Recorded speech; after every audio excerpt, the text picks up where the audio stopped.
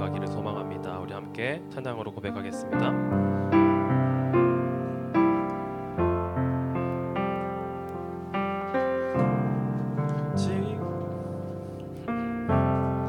지극히 높은 주님의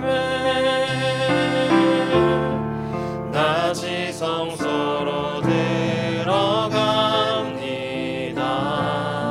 세상의 신을 벗고서 주 보좌 앞에 엎드리리. 내 주를 향한 사랑과 그 신뢰가 사그러져 갈 때 하늘로부터 이곳에 장막이 덮이네. 이 시간 다시 한번 고백하길 원합니다. 지극히 높은 주님의 지극히 높은 주님의 자 지성소로 들어갑니다. 세상의 신을 벗고서 주 보좌 앞에 엎드리리. 내 주를 향한 사랑과 그 신뢰가 사그러져 갈 때 하늘로부터 이곳에 장막이 덮이네. 이곳을 덮으소서. 이곳을 덮으소서. 이곳을 비추소서. 내 안에 무너졌던 모든 소망 다 회복하리니. 이곳을 지나소서. 이곳을 지나소서. 이곳을 만지소서. 내 안에 죽어가는 모든 예배 다 살아나리라. 이 시간 우리 다시 한번 고백하기 원합니다. 지극히 높은 주님의 지극히 높은 주님의 나 지성소로 들어갑니다. 세상의 신을 벗고서 주 보좌 앞에 엎드리리. 내 주를 향한 사랑과 그 신뢰가 사그러져 갈 때 하늘로부터 이곳에 장막이 덮이네. 이곳을 덮으소서. 이곳을 비추소서. 이곳을 덮으소서. 이곳을 비추소서. 내 안에 무너졌던 모든 소망 다 회복하리니. 이곳을 지나소서. 이곳을 만지소서. 이곳을 지나소서.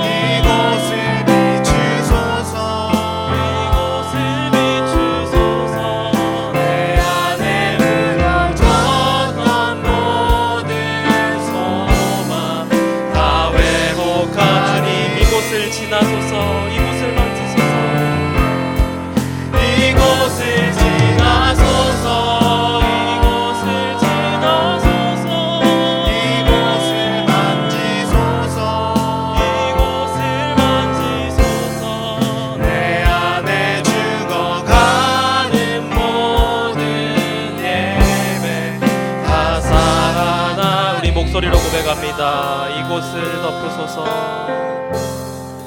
이곳을 덮으소서.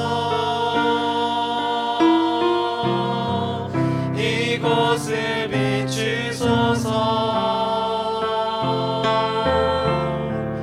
내 안에 무너졌던 모든 소망 다 회복하리니.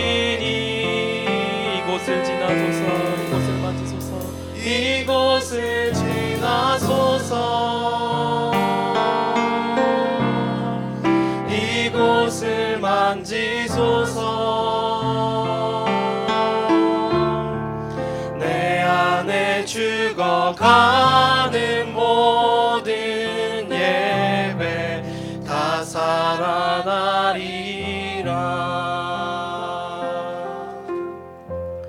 우리는 우리가 주님을 믿는다고 생각할 때가 많습니다.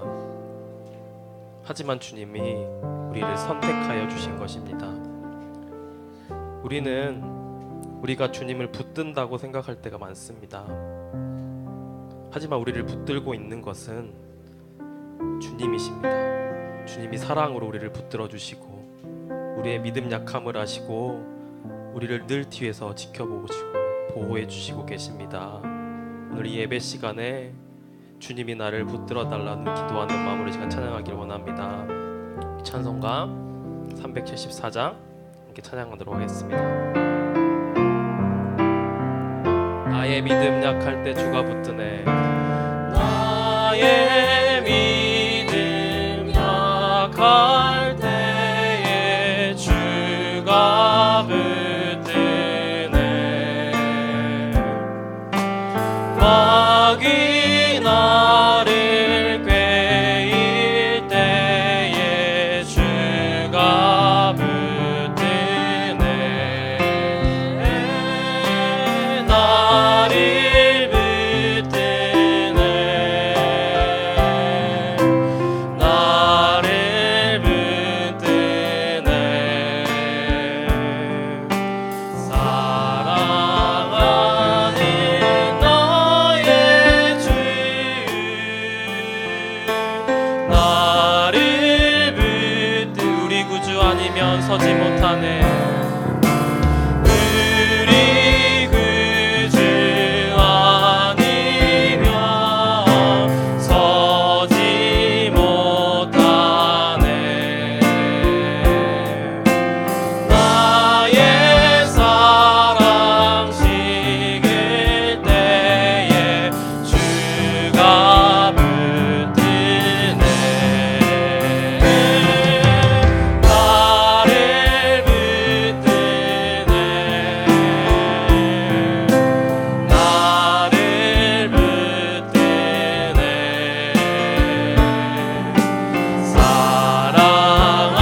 사랑하는 나의 주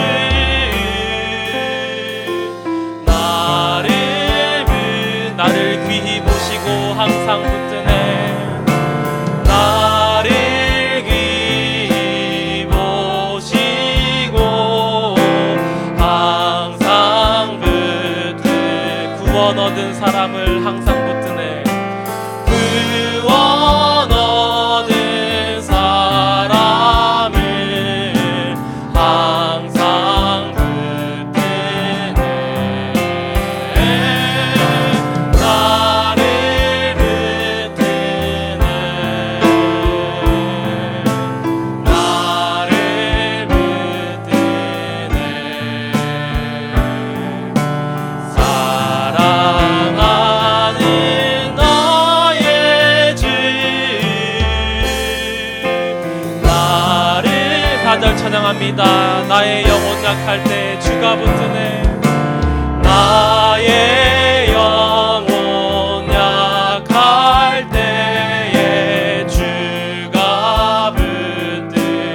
피를 흘려 샀으니 주가 붙드네. 피를 흘려 샀으니 주가 붙드네. 나를 붙드네.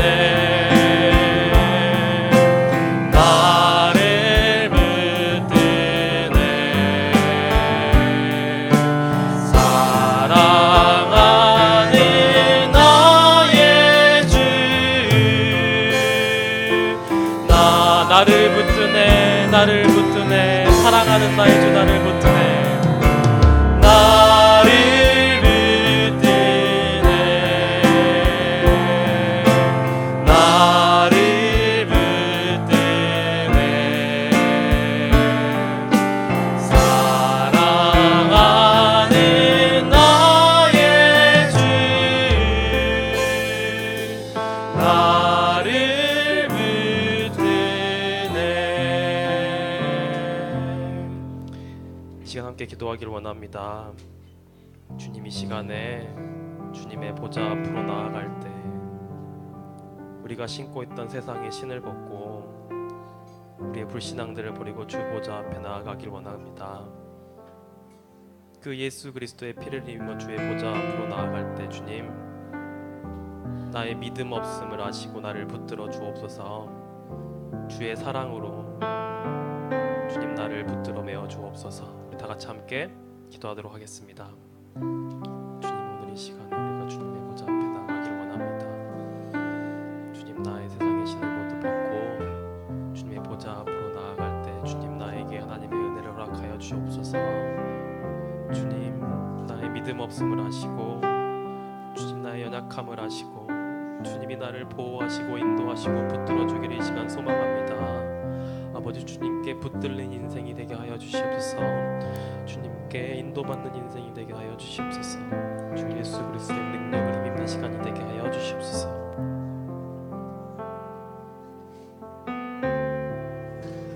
하나님 앞에 우리의 신앙을 고백하면서 함께 나아가십시다. 목마른 사슴이 시냇물을 찾아 헤매듯이 목마른 사슴 시냇물을 찾아 헤매이듯이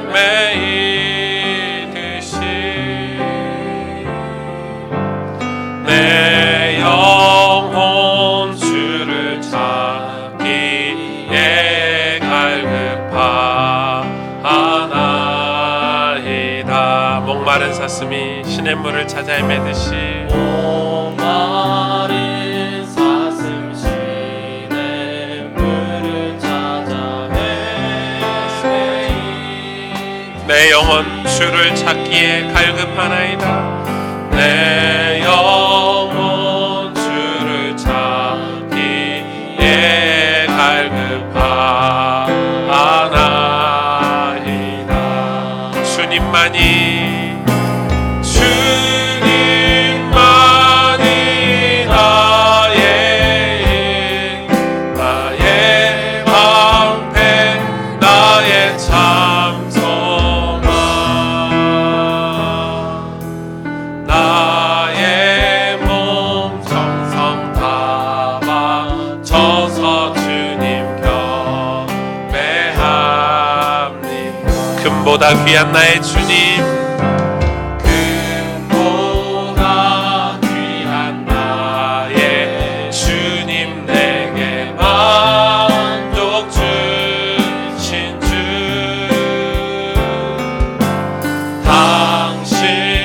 당신만이 나의 기쁨 또한 나의 참 고백.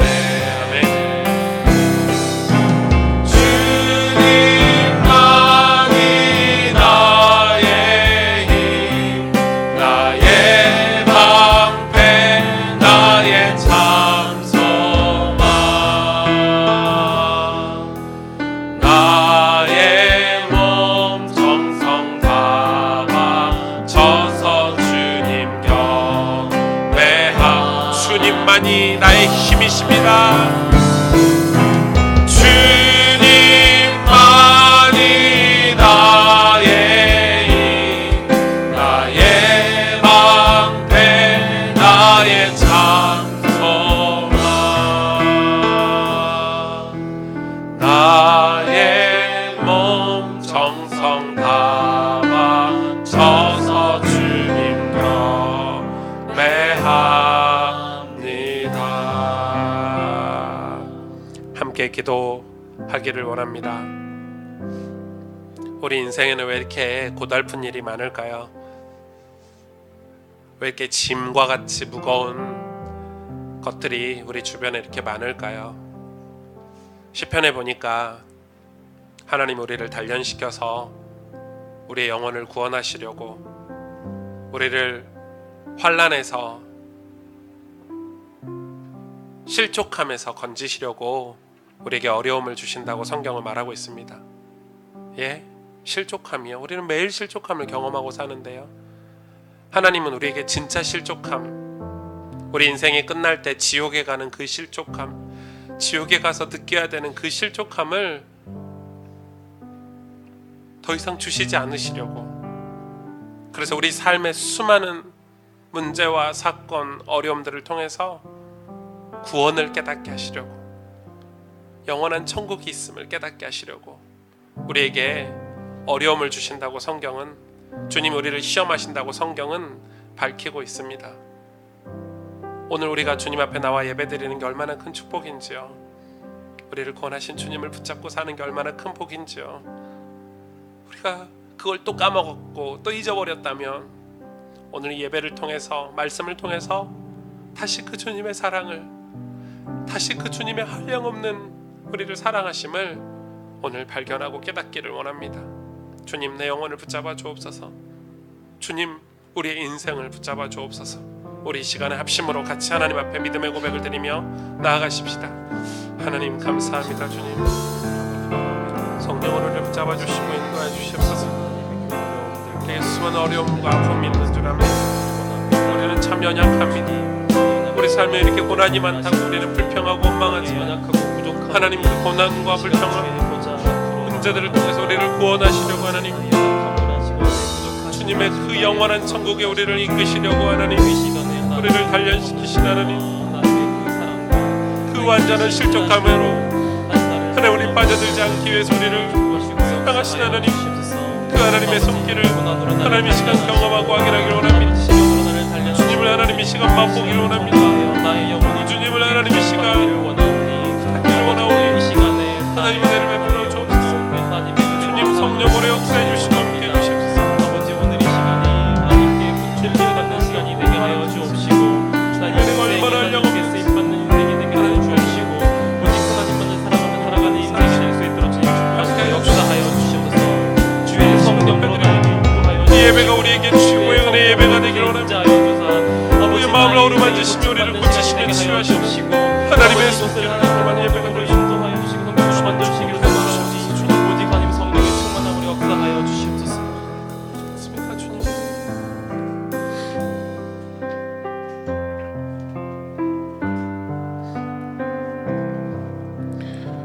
우리의 신앙을 하나님 앞에 한 목소리로 고백합니다. 전능하사 천지를 만드신 하나님 아버지를 내가 믿사오며 그 외아들 우리 주 예수 그리스도를 믿사오니 이는 성령으로 잉태하사 동정녀 마리아에게 나시고 본디오 빌라도에게 고난을 받으사 십자가에 못 박혀 죽으시고 장사한 지 사흘 만에 죽은 자 가운데서 다시 살아나시며 하늘에 오르사 전능하신 하나님 우편에 앉아 계시다가 저리로서 산 자와 죽은 자를 심판으로 오시리라.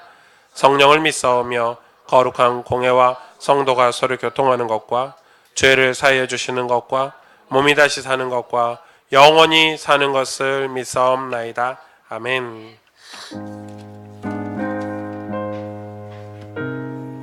오늘 이 찬송이 저와 여러분에게 큰 위로가 되기를 원합니다. 고통의 멍에 벗으려고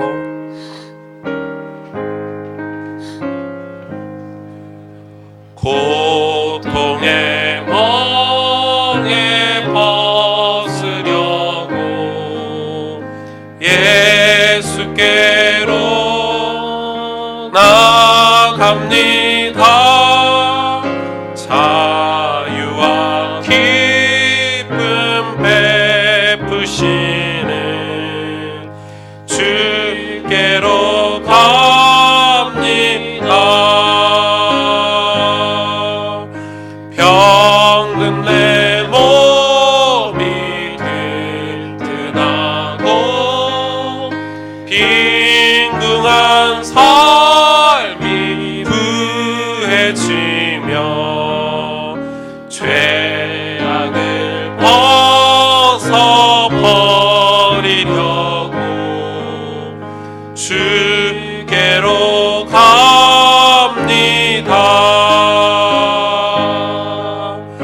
낭패와 실망 당한 뒤에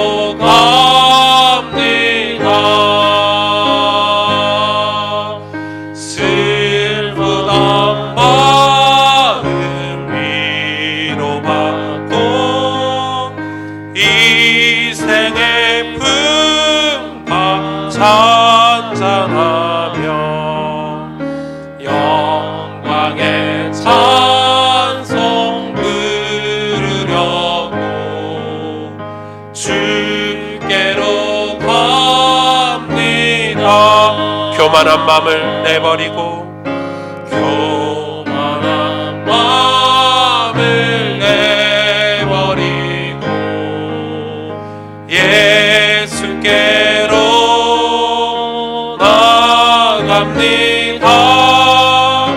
복되신 말씀 따르려고 주께로 갑니다.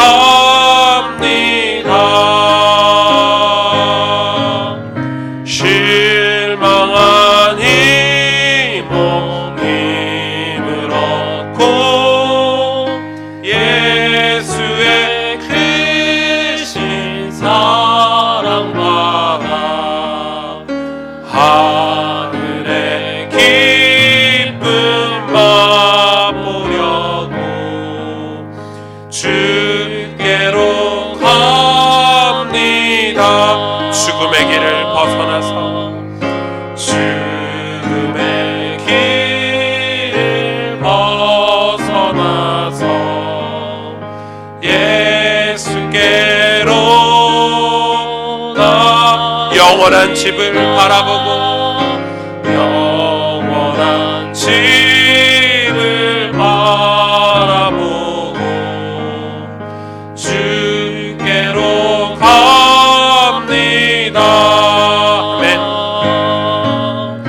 멸망의 포구에 나와 평화의 나라 나달아서 영광의 주를 배우려고 주께로 갑니다.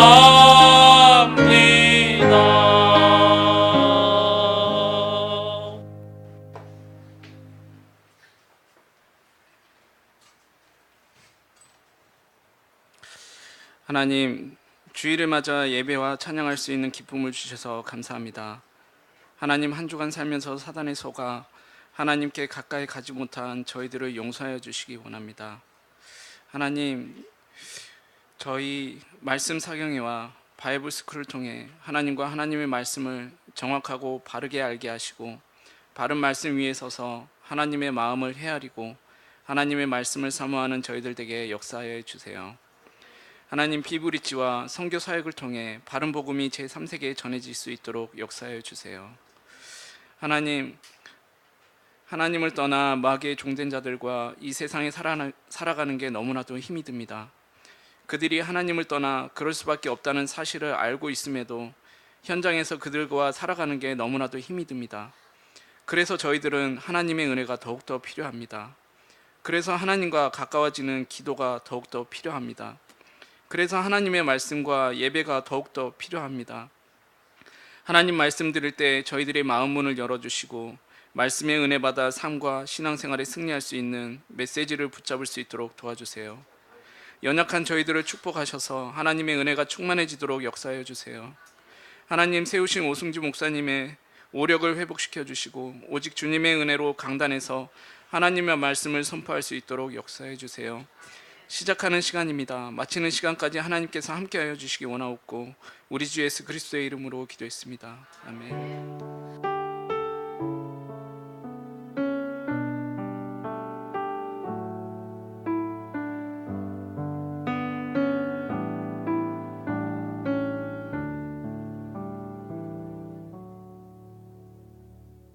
날씨가 엄청 덥죠, 여러분. 이번 주에 40도를 육박하는 40도가 넘어가기도 했다죠. 아마 제가 태어나서 이 40도는 처음 경험해 본 것 같아요. 그래서 많이 무덥고 힘든데 여러분 건강 이렇게 잘 조절하셔야 될 것 같고 또 우리는 괜찮지만 이 무더위 속에서 이 좀 가난하고 또 에어컨도 없는 그런 빈민촌에 사시는 분들은 이 더위 나기가 참 어려울 것 같아요. 그래서 저도 이제 여름이 뭐 거의 다 지나가고 있는 것 같은데 또 비브리지를 통해서 우리 후원하고 있는 어려운 지역 사람들을 좀 돌봐야 되겠다 이번 주에 시간을 내서 이런 생각을 조금 했고요. 더위가 이렇게 한참일 때 우리 마음이 이렇게 흔들리지 않고 또 굳건하고 또 새 힘을 얻는 그런 힘이 여유가 우리에게 있어야 될 것 같습니다. 오늘 하나님께서 저와 여러분에게 주시는 말씀은 마가복음 15장입니다.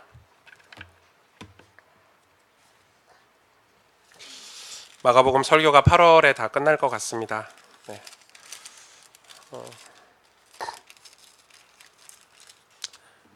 마가복음 15장 42절에서 47절 말씀 제가 봉독해 드립니다.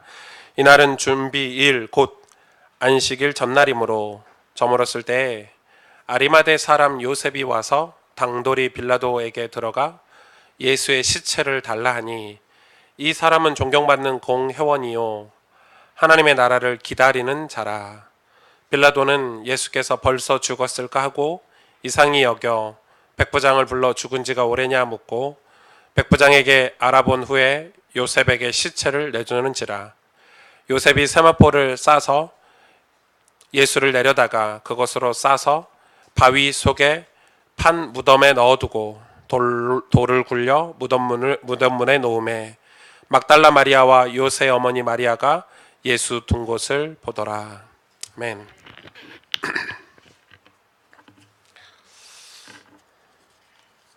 고린도전서 9장 25절에 이런 말씀이 있죠. 이기기를 다투는 자마다 모든 일에 절제하나니 그들은 썩을 승리자의 관을 얻고자 하되 우리는 썩지 아니할 것을 얻고자 하노라. 아멘. 세상은 자꾸 이런 쪽으로 흘러가게 돼 있습니다. 썩을 승리의 관을 얻기 위해서 서로 싸우죠. 무슨 논리를 우리에게 펴죠? 성공했냐 실패했냐 이런 논리를 펴니다. 성공했냐 실패했냐 이게 사람들의 대화 내용입니다. 그게 우리 인생을 어떤 평가하는 기준이 돼버리고 이슈가 돼버렸죠. 아마 우리 교회 가족들 여러분들도 아마 이런 성공과 실패에 굉장히 이렇게 묶여있는 분들이 많지 않을까 이렇게 생각을 합니다. 저도 목사들도 똑같습니다. 목사가 목회 성공했냐 실패했냐 뭐 이런 걸로 평가를 합니다, 사람을. 그래서 사람들이 성공하면 쾌락과 흥분, 이 성공이냐 실패에 따라서 쾌락과 흥분을 주기도 하고 또 반대로 실패에 따라오는 낙심과 좌절을 이렇게 주기도 하죠. 하나님이 믿음의 영웅들을 훈련시키실 때 성공과 실패를 가르치신 적이 단 한 번도 없습니다. 다윗이 성공했을 때 바로 광야로 가게 하셨죠. 다윗이 골리앗을 무너뜨리고 성공했지 않습니까? 인기를 얻었을 때 하나님은 다윗을 광야로 내모셨습니다. 무려 그곳에서 10년이 넘는 세월을 훈련하셨습니다. 사람들은 성공했다고 좋아했고 열광했지만 그가 또 광야로 쫓겨가자 불쌍하다고 말했습니다.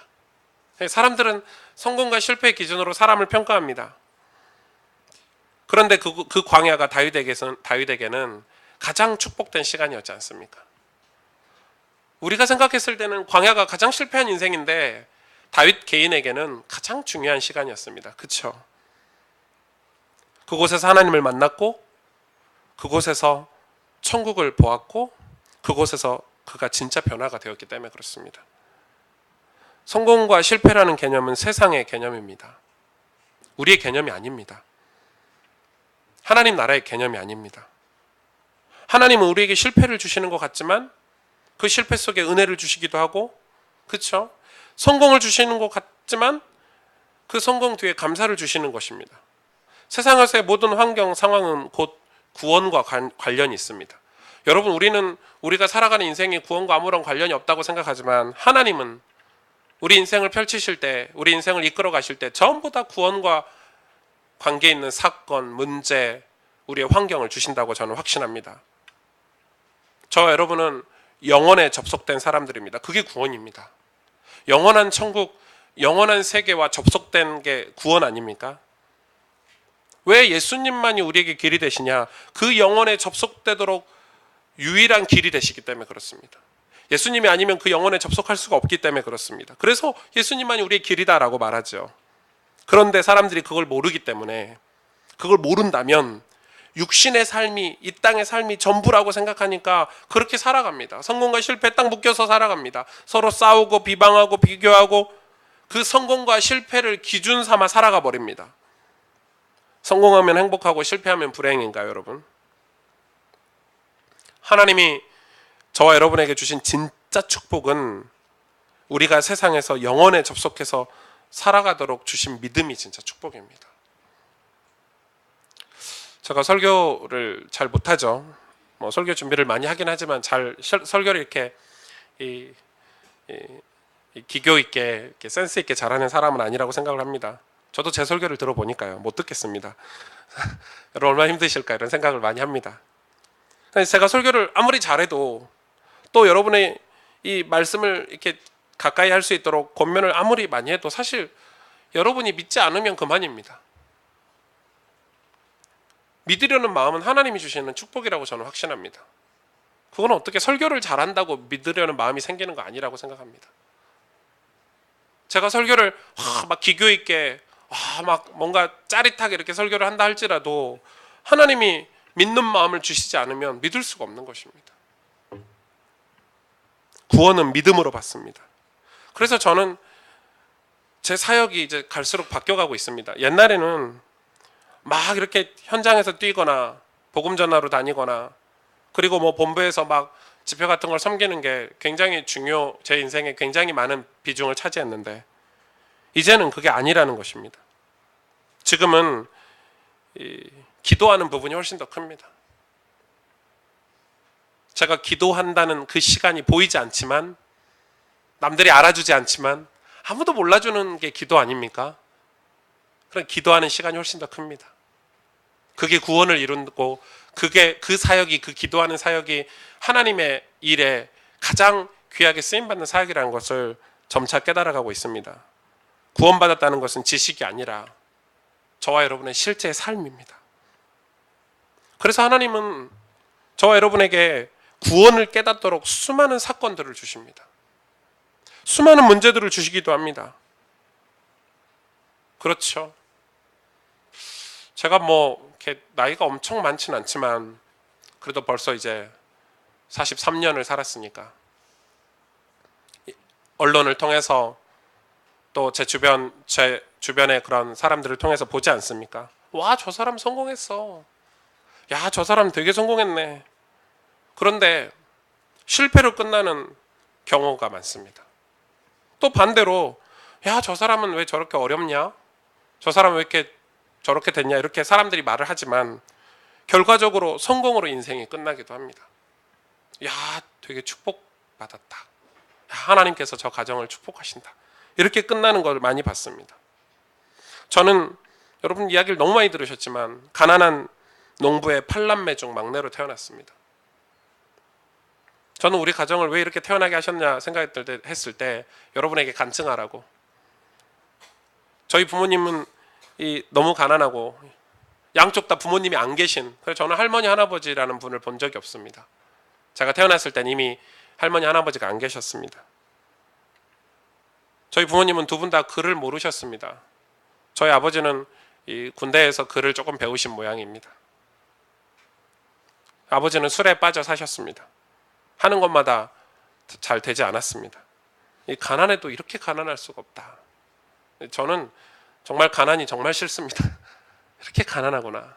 이게 진짜 가난이구나. 사람들이 가난하다 이야기하는데 다 자기 먹고 살 거 있는 사람들이 자기 먹고 살 거 챙기면서 가난하다 하잖아요. 그건 가난이 아니죠. 진짜 가난했습니다. 이 어린 나이에 눈치가 있잖아요. 이 국민학교 때, 유치원 때 엄마 아빠한테 뭐 사달라고 말을 못합니다. 가난한 줄 알기 때문에. 그렇게 가난했습니다. 세상의 기준으로 보면 완전히 실패한 가문 아닙니까? 제가 말 못하는 사연들도 많습니다. 저희 가족들을. 말 못할 이 우한 질고가 많습니다. 부끄러워서. 그런데 예수님을 만났습니다. 신기하죠. 하나님이 믿음을 선물로 저에게 주셨습니다. 그래서 교회를 갔는데, 교회를 가서 신앙생활 하는데 교회 안에 수많은 사람들이 여러분 있잖아요. 교회 안에 얼마나 많은 종류의 사람들이 있습니까? 그 안에서도 두 종류로 나눠집니다. 믿는 사람과 그렇지 않는 사람, 믿음의 사람과 그렇지 않는 사람. 교회 안에도 그렇게 나눠집니다. 그런데 하필이면 참 감사하게도 저는 믿음의 사람을 쫓았습니다. 믿음의 사람들과 교제하고 믿음의 사람들이 가는 길을 쫓아가기 시작했습니다. 그래서 그분들 때문에 저도 늘 기도의 자리, 예배의 자리에 있기 시작했습니다.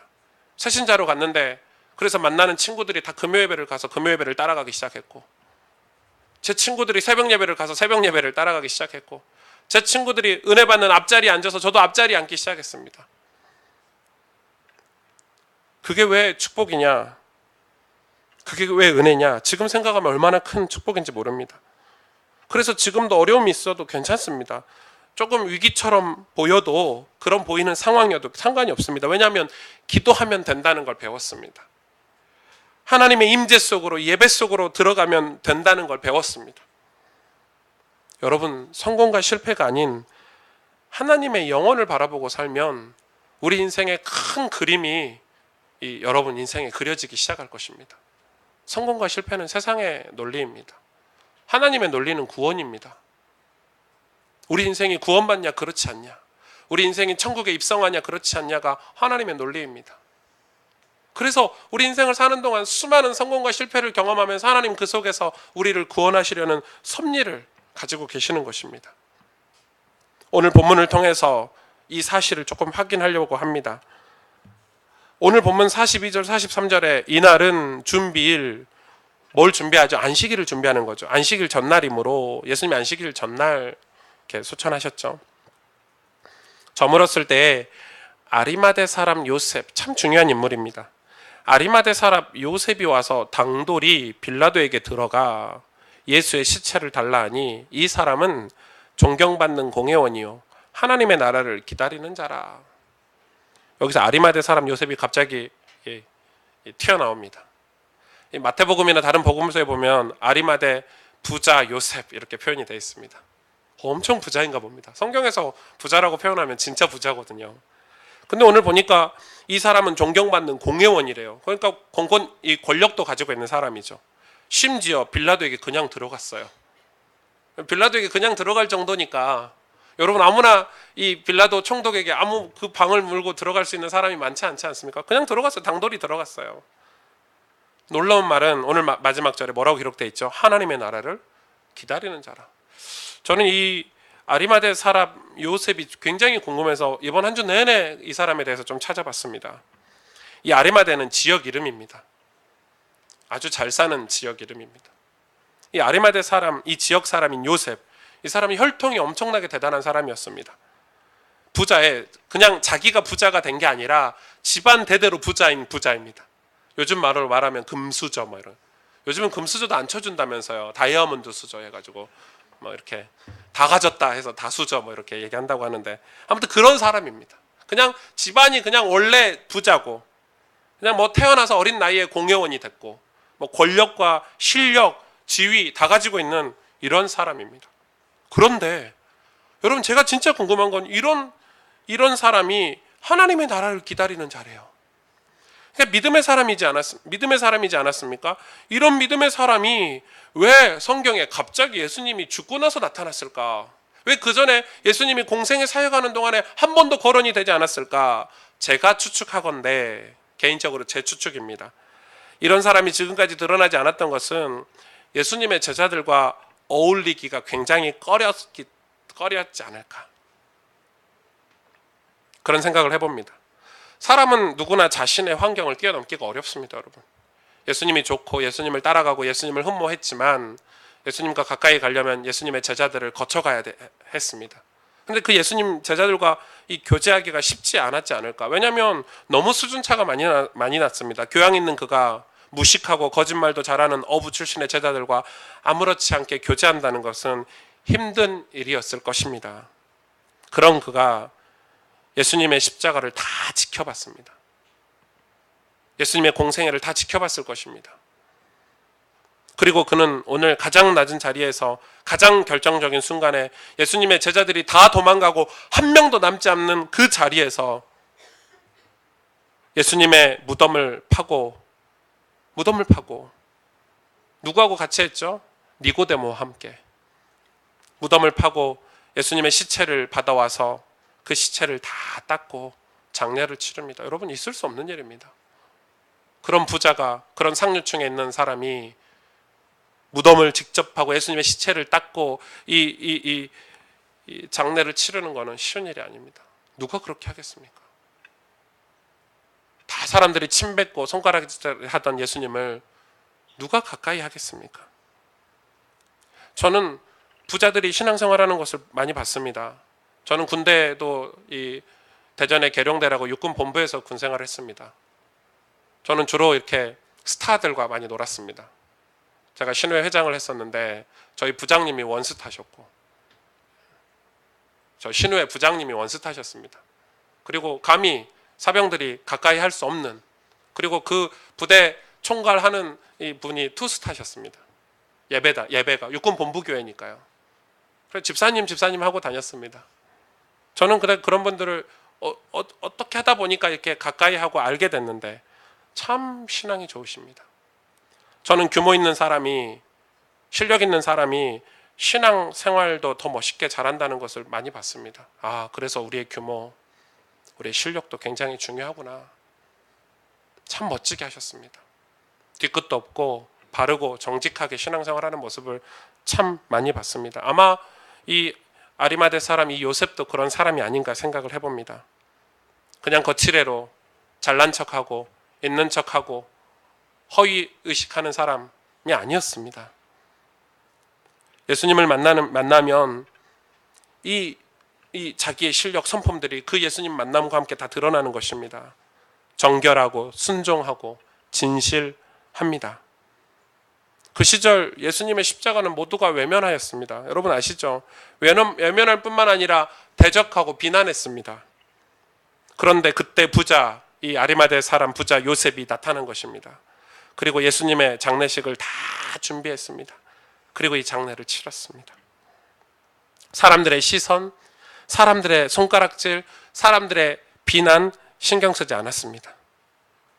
그는 예수님께 축복받은 사람입니다.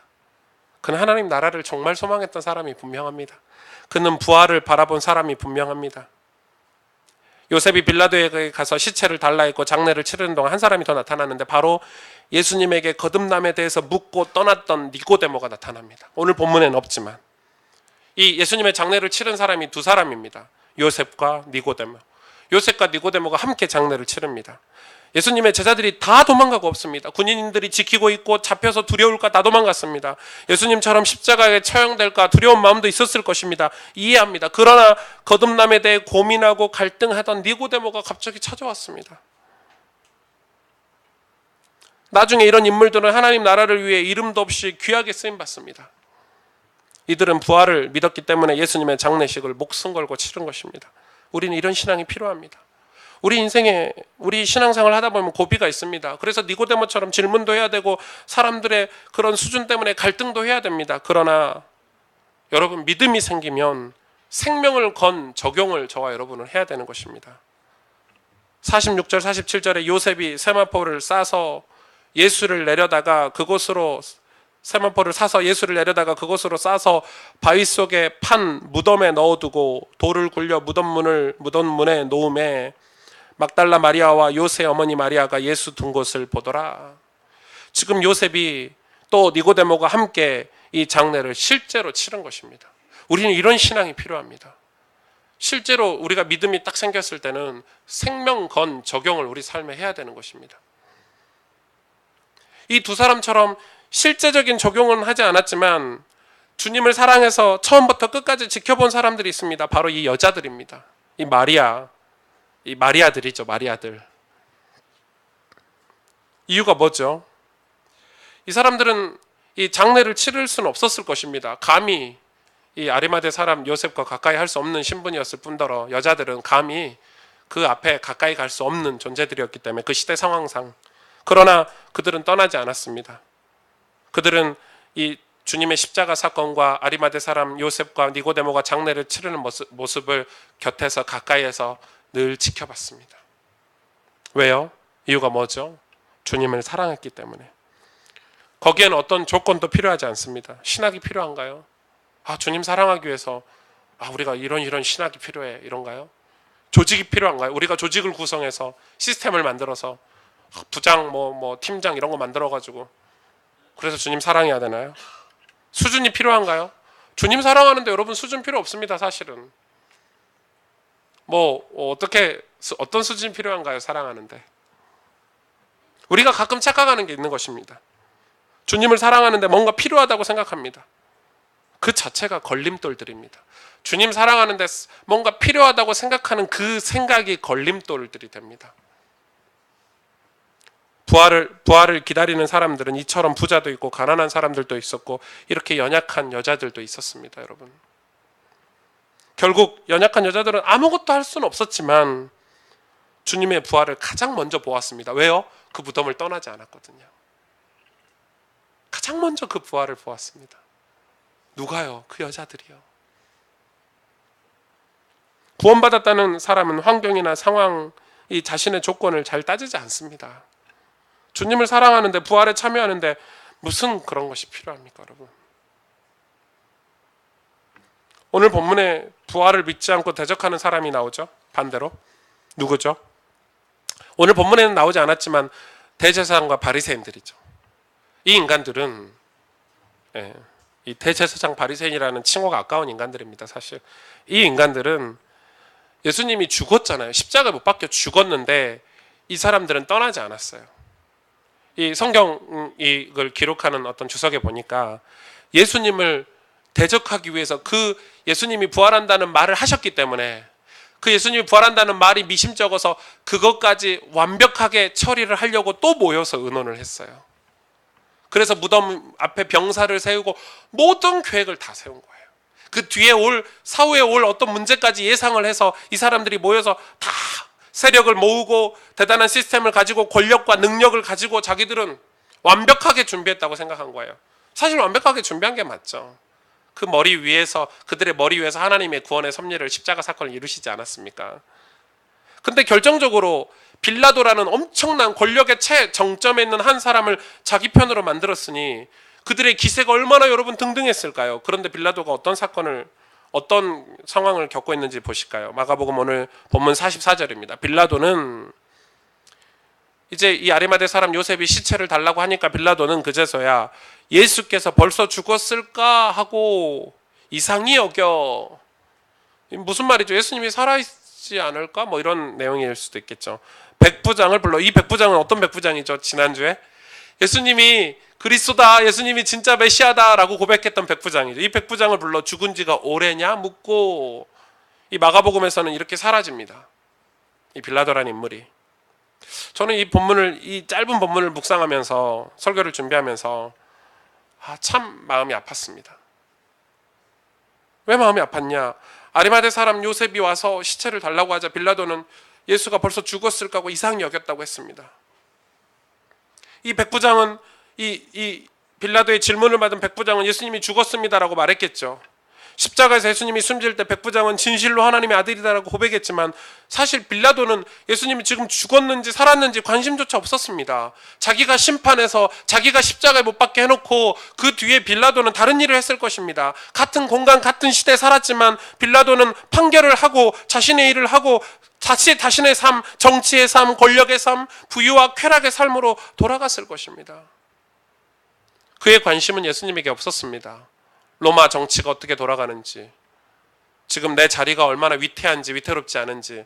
왜냐하면 그 당시 로마는 굉장히 큰 그 정치 파벌이 형성이 돼서요, 이 정치적으로 굉장히 혼돈성에 있었던 시대입니다.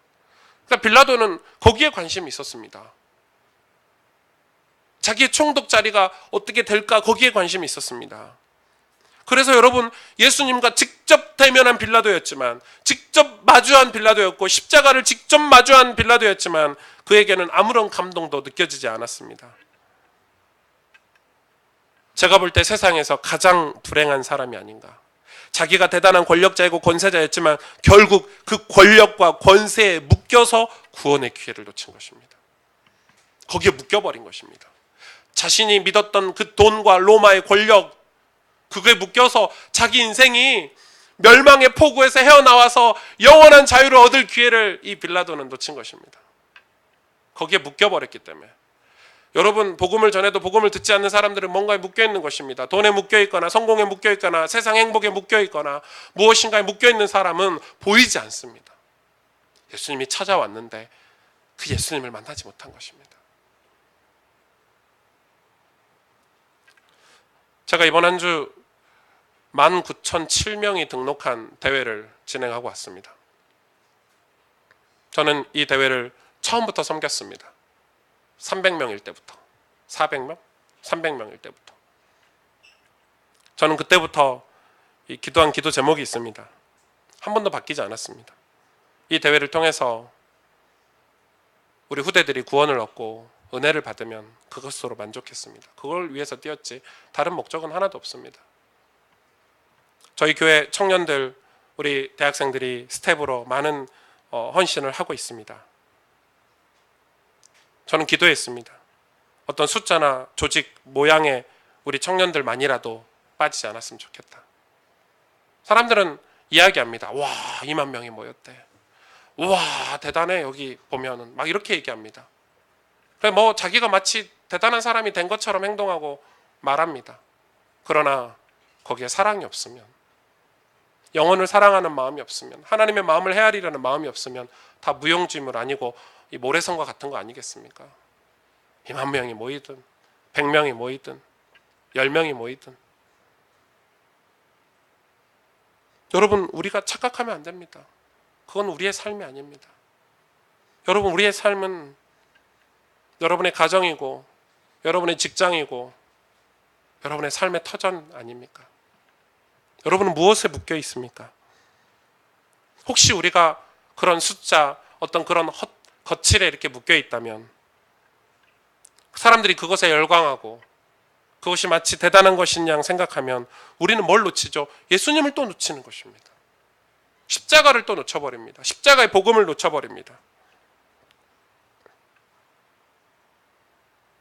우리가 진짜 있어야 될 곳은 주님의 품 아닙니다.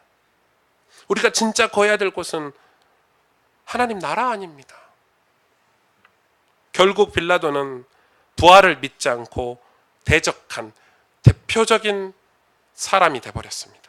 사람의 대표가 돼요. 사도신경 할 때마다 이야기하잖아요. 얼마나 괴로울까요? 지옥 간 것도 억울한데 얼마나 괴로울까요?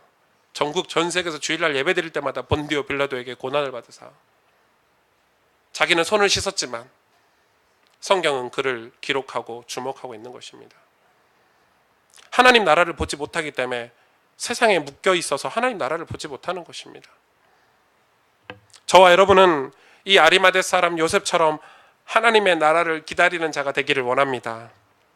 여러분은 무엇에 묶여 있습니까? 저는 제가 솔직하게 고백하건대 항상 뭔가에 묶여서 아무것도 못한다라고 생각을 했었습니다.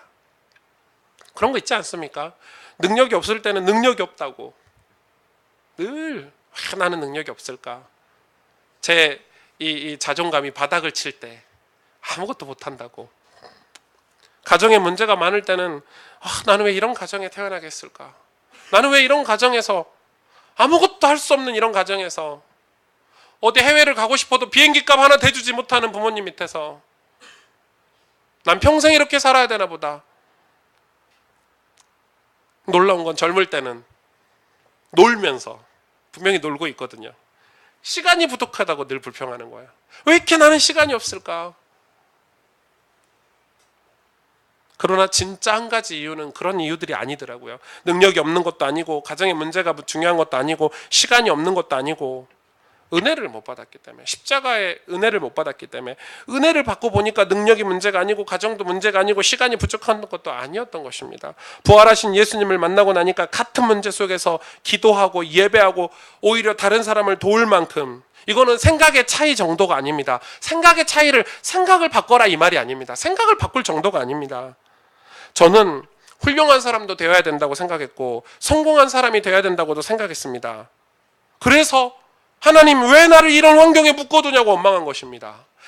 훌륭한 사람도 돼야 되겠고 성공한 사람도 돼야 되겠는데 왜 나를 이런 가정에 태어나게 했냐고, 왜 이렇게 나는 시간이 없고 바쁘게 살게 해놨냐고 그렇게 원망을 했었던 것입니다. 그러면서 제 삶은 실제로 훌륭한 사람이 되기 위해서, 성공한 사람이 되기 위해서 살지 않았던 것입니다. 이건 생각의 차이가 아닙니다. 정작 제 자신을 묶고 있는 것은 알고 보니 제 상처였고 제 열등감이었습니다. 그리고 영적인 것입니다. 가문 대대로 내려오는 흑암, 어둠의 세력이 저를 묶고 있었던 것입니다. 그걸 보지 못할 때는 늘 원망하고 불평했습니다. 그리고 빌라도처럼 세력과 성공에 대한 욕심이 저를 묶고 있었던 것입니다.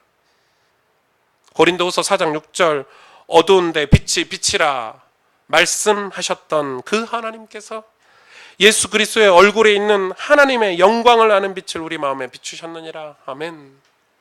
어느 날 하나님의 영광을 아는 그 빛, 예수 그리스도의 빛이 제 삶에, 제 마음에 비치기 시작했습니다, 여러분.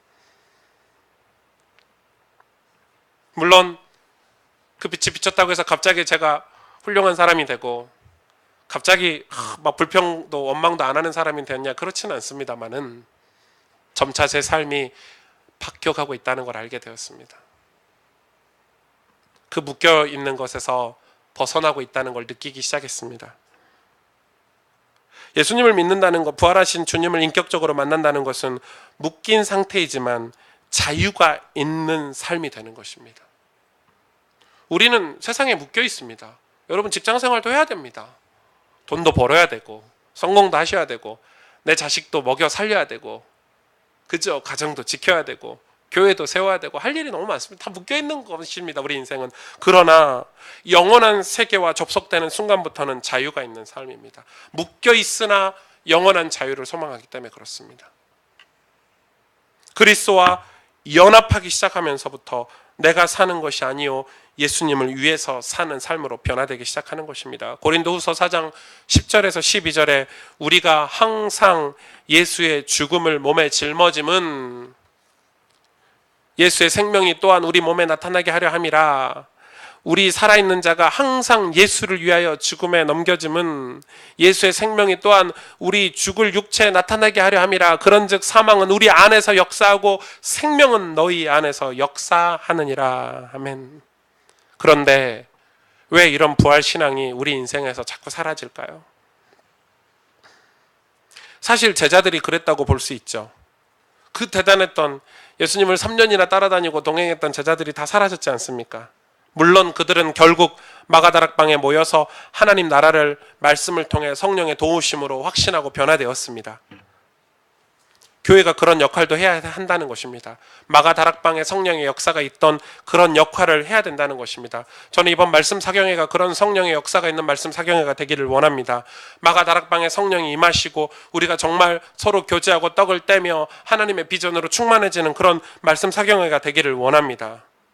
그런데 진짜 중요한 것은 우리가 눈에 보이는 것을 쫓기 때문에 그렇습니다. 눈에 보이는 것을 쫓으면요 우리의 인생의 부활신앙이 자꾸 사라집니다. 하나님 나라가 자꾸 사라집니다. 불신자라도, 여러분 수준 있는 불신자는 눈에 보이는 거 안 쫓아갑니다. 그 이면에 있는 걸 쫓아갑니다. 여러분 그렇지 않습니까? 불신자라도 예수를 안 믿는 사람이라도 두 종류 아닙니까? 눈에 보이는 걸 쫓는 사람과 그 이면을 쫓는 사람 다릅니다. 완전 다릅니다. 연예인이나 우리 스포츠 스타들 보십시오. 그들은 대부분 눈에 보이는 것을 쫓습니다. 화려한 삶, 화려한 라이프 스타일, 남들처럼 내가 성공해서 이런 삶을 살아야지, 어떤 그런 눈에 보이는 기준들, 성공과 실패의 기준들을 가지고 살아갑니다. 그래서 돈을 벌면 화려한 쾌락의 유혹에 빠집니다. 그런데 나중에 나이가 들고 기량이 하락하고 은퇴할 때 그 공허함을 이기지 못해서 이상한 것들을 의지하기 시작합니다. 그러나 연예인들 중에서도, 스포츠 스타들 중에서도 좋은 가치관을 쫓아가는 사람들이 있습니다. 아주 좋은 가치관을. 그래서 스스로 자기의 자리를 인정하고, 좋은 가치관입니다. 그런 사람들은 꿈이 돈이 아니고 성공이 아닙니다. 그래서 멋있게 나이가 듭니다. 어려운 사람을 돕고 베풀고 가난한 자들을 위해서 봉사하고, 그런 연예인들은 나이가 들어도 멋있는 연예인으로 변화가 됩니다. 사람이 가치관만 변화돼도 달라집니다. 사람이 내 삶의 가치관만 달라져도 내 인생을 다르게 살 수 있습니다. 하물며 신앙은 어떻겠습니까, 여러분? 하물며 이 신앙생활은 어떻겠습니까? 고린도후서 4장 16절에서 18절에 이렇게 기록하고 있습니다. 그러므로 우리가 낙심하지 아니하노니 우리의 겉사람은 낡아지나 우리의 속사람은 날로 새로워지도다. 우리가 잠시 받는 환난에 경한 것이 지극히 크고 영원한 영광에 중한 것을 우리에게 이루게 함이니 우리가 주목하는 것은 보이는 것이 아니요 보이지 않는 것이니 보이는 것은 잠깐이요 보이지 않는 것은 영원함이라. 아멘. 아멘이십니까? 여러분. 여러분, 우리는 썩어질 것들을 보지 마시고 우리는 영원한 것을 봐야 합니다. 그래서 이렇게 우리가 지금 예배드리는 것입니다. 지금 예배가 무엇입니까? 예배드리고 나면 여러분 눈에 보이는 축복을 받습니까? 예, 그럴 수도 있겠죠. 그러나 우리가 진짜 예배드리는 것은 그것 때문에 예배드리는 것이 아니지 않습니까? 제자들이 예배가 회복되고 변화되기 시작했습니다. 그렇죠? 겉사람이 아니라 속사람, 즉 우리의 영혼이 살아나야 합니다. 우리의 영혼이 살아나야 됩니다. 우리의 영혼이 살려면 어떻게 해야 됩니까?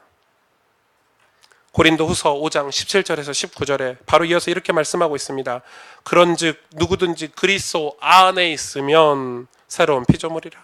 이전 것은 지나갔으니 보라 새 것이 되었도다. 모든 것이 하나님께로서 났으며 그가 그리스도로 말미암아 우리를 자기와 화목하게 하시고 또 우리에게 화목하게 하는 직분을 주셨으니 곧 하나님께서 그리스도 안에 계시사 세상을 자기와 화목하게 하시며 그들의 죄를 그들에게 돌리지 아니하시고 화목하게 하는 말씀을 우리에게 부탁하셨느니라. 아멘.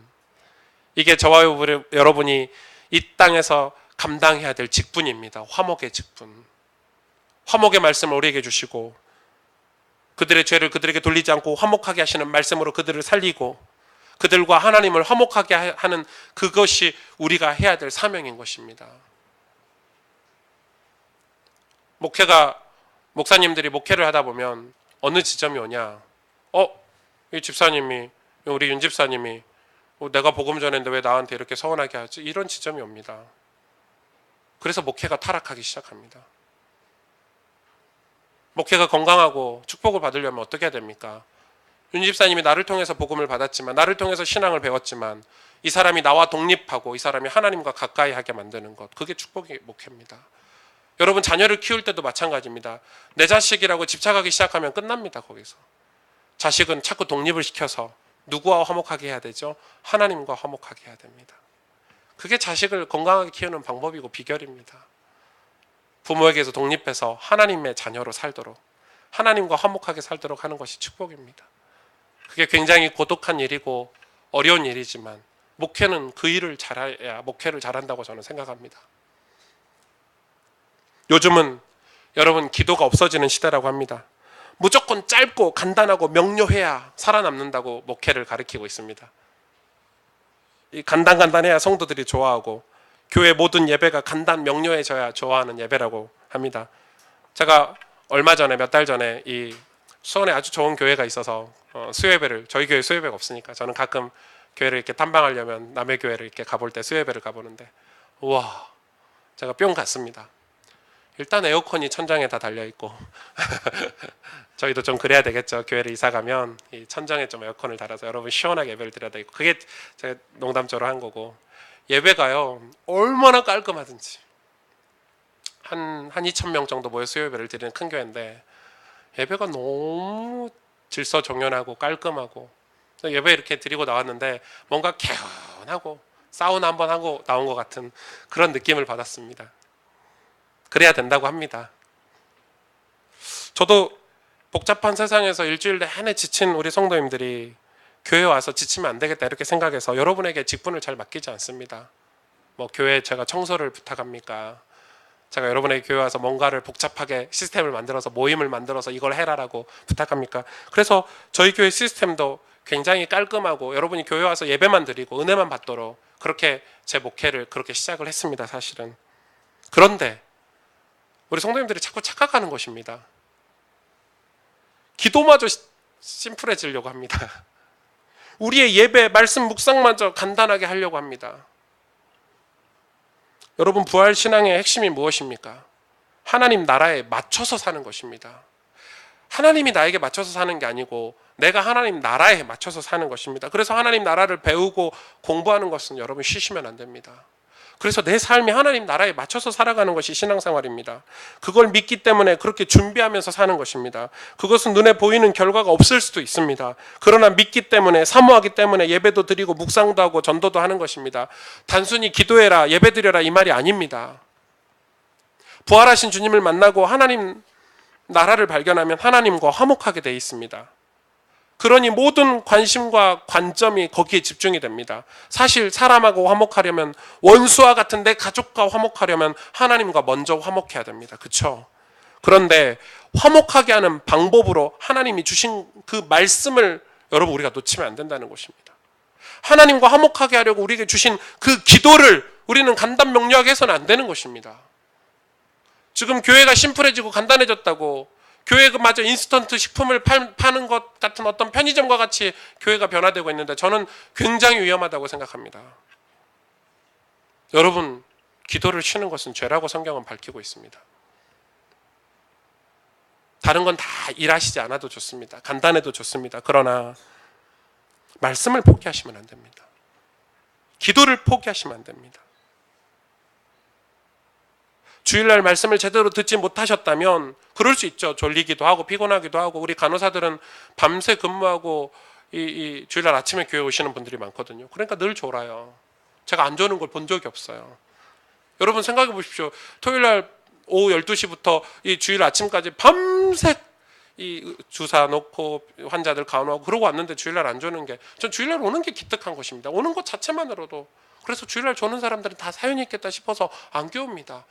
그러나 말씀을 듣지 못했다면 어떤 수단과 방법을 가리지 않고 이 말씀을 들으셔야 됩니다.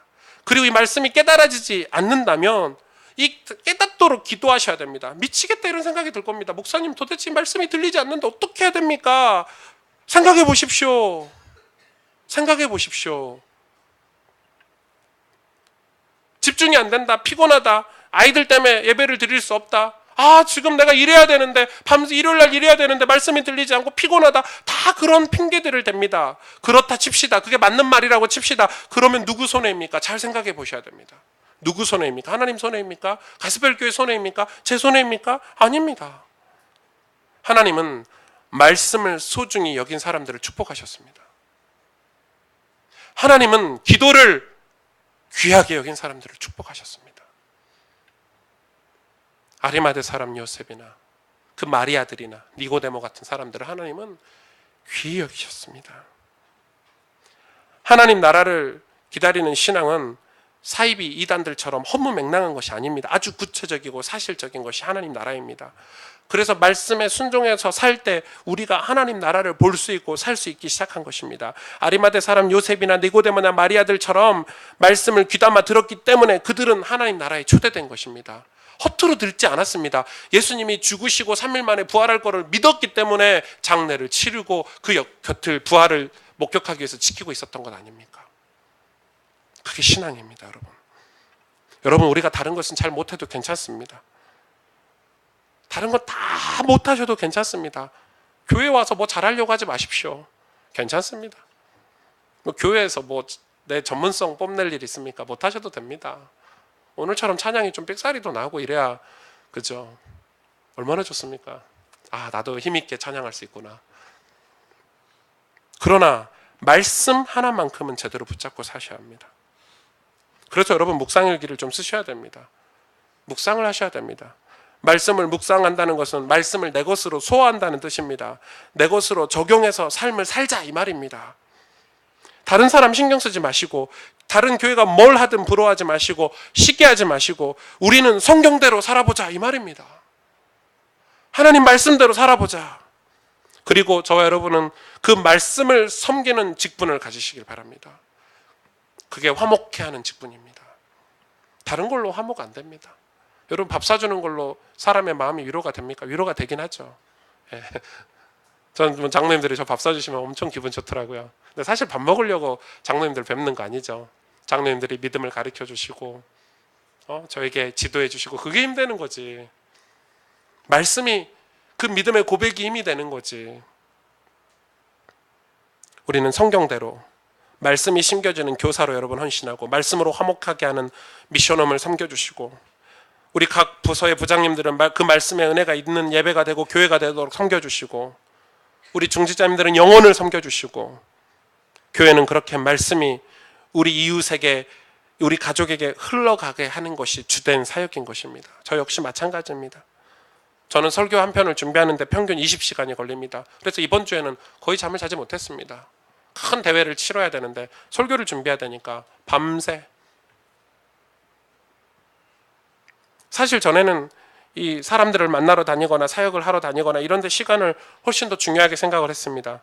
처음에는. 그러나 지금은 제가 알고 있습니다. 말씀 준비하는 이 시간이 훨씬 더 소중하지. 설교 준비할 때 기도하는 이 시간이 훨씬 소중하지. 그러나 사람들은 잘 모릅니다. 20시간을 준비했는지 1시간을 준비했는지 내가 알 게 뭐야. 그쵸? 모르죠. 보이지 않는 거니까. 그러나 눈에 보이지 않는 이 작은 사역들, 크고 작은 사역들이 여러분의 속사람을 말씀으로 깨우고 세운다는 것을 알기 때문에 그 눈에 보이지 않는 시간에 투자하는 것입니다. 여러분, 투자라는 단어가 좀 어색하지만 제가 뭘로 표현할 게 없어서 여러분 기도하는 시간에 투자하시길 바랍니다. 여러분, 하나님 나라를 기다리는 부활신앙, 그걸 정말 가지셨다면 말씀에 투자하시길 바랍니다. 여러분 인생을. 여러분 자녀들이 문제가 있습니까? 여러분 기도하는 시간에 투자하시길 바랍니다. 하나님 반드시 역사하실 것입니다. 우리는 눈에 보이지 않는 것을 너무 하찮게 생각합니다. 소홀히 생각합니다. 아닙니다. 거기에 여러분 인생을 투자할 때 하나님 여러분 하나님 나라에 살게 축복하실 것입니다. 그래서 우리가 정말 하나님 나라를 기다리는 이 신앙, 부활신앙을 회복해서 초대교회처럼 안디옥교회처럼 이 어려운 시대에 예수 그리스도의 생명을 나누는 복된 성도로 가스펠 가족들로 살아가시기를 주님의 이름으로 축복합니다. 함께 기도하겠습니다.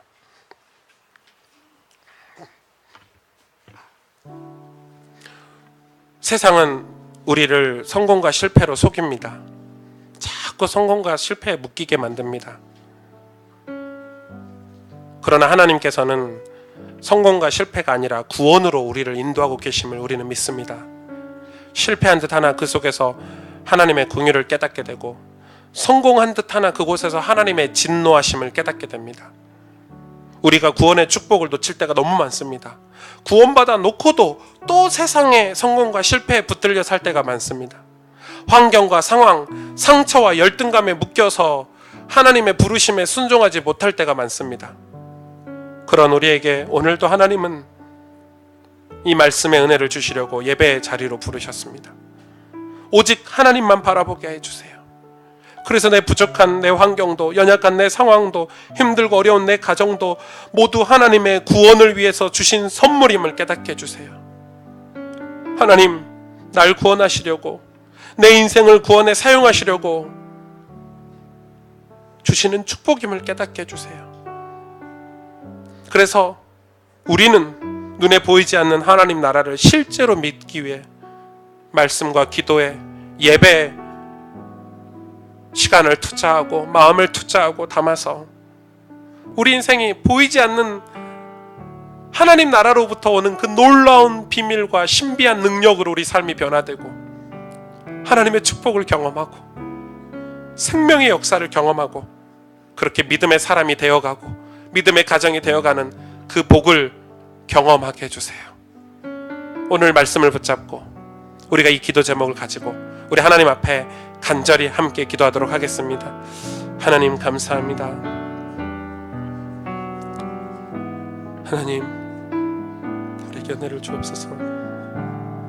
성령으로 역사해 주시기 원합니다. 참 우리는 연약하고 부족합니다.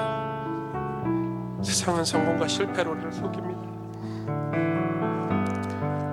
하지만 하나님 나라를 소망하는 요셉처럼 하나님 나라를 실제로 믿었던 여인들처럼 니고데모처럼 우리가 사람들의 시선과 환경을 따라가는 것이 아니라 믿음의 고백을 믿음의 길을 갈 수 있도록 하나님을 인도해 주시길 원합니다. 하나님 그 부르심에 순종해서 살기를 원합니다. 화목하게 하시는 그 직분을 감당할 수 있도록 하나님 우리를 축복하여 주시옵소서. 하나님이 나를 구원하시려고 내 인생을 구원하시려고 구원에 사용하시려고 주시는 축복임을 깨닫게 해주셔서 하나님 나라를 실제로 믿고 사는 믿음의 사람으로 살 수 있도록 하나님 은혜를 내려 주옵소서. 주님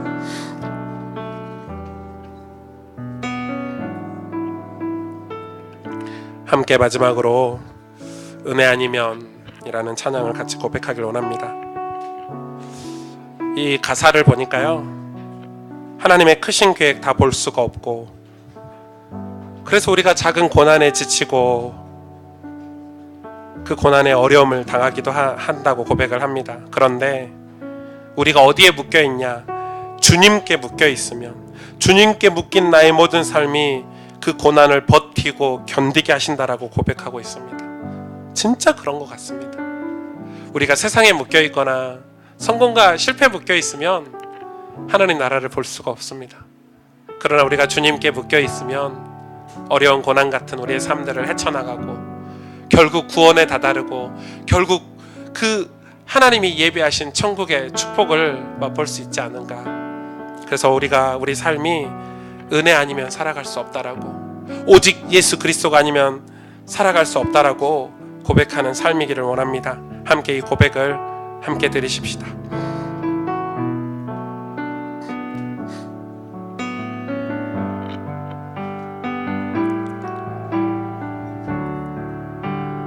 은혜 아니면 살아갈 수가 없네.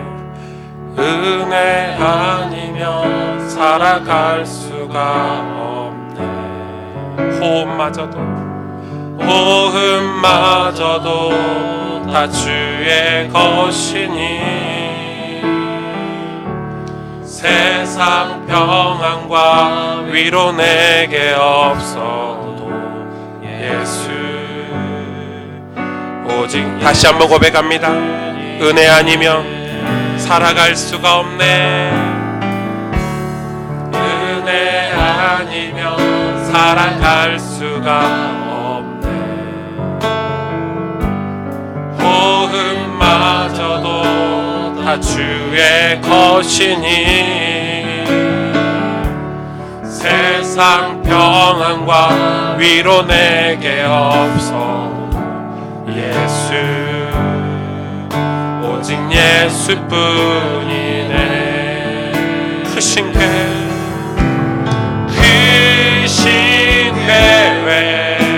다 볼 수도 없고 작은 고난에 지쳐도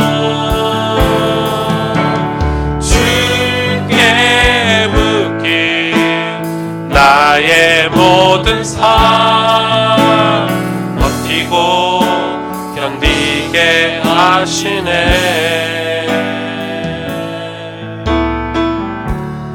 은혜 아니면 살아갈 수가 없네.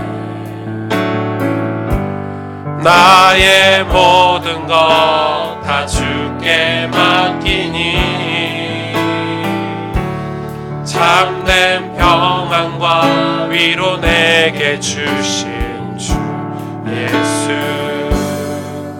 오직 예수뿐. 크신 계획 다 볼 수도 없고 크신 계획 다 볼 수도 없고 작은 고난에 지쳐도 주께 묶인 나의 모든 삶 버티고 견디게 하시네. 은혜 아니면 살아갈 수가 없네. 나의 모든 것 다 주께 맡기니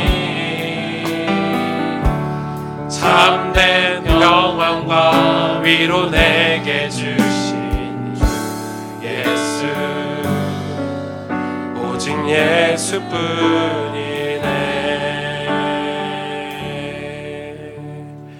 하나님, 우리는 지금 어디에 묶여 있습니까? 성공과 실패로 우리를 속이는, 그래서 구원을 보지 못하게 하고 십자가 사건을 보지 못하게 하고 수많은 상처와 열등감, 상황과 환경에 묶여 하나님의 부르심에 순종하지 못하게 하는 그것들에 우리가 사로잡혀 있지는 않습니까? 주님께 묶인 삶이 되길 원합니다. 하나님 은혜에 묶여 살길 원하고